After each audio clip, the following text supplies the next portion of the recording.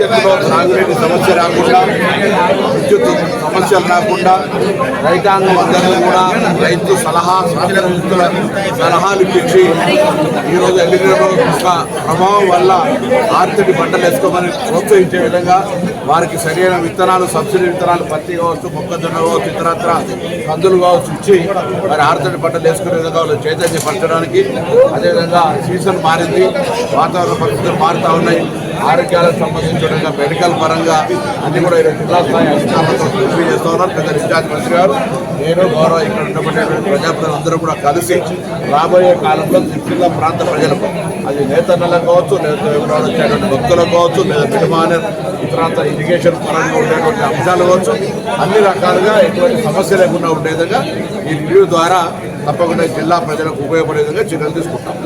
ప్రభుత్వం ద్వారా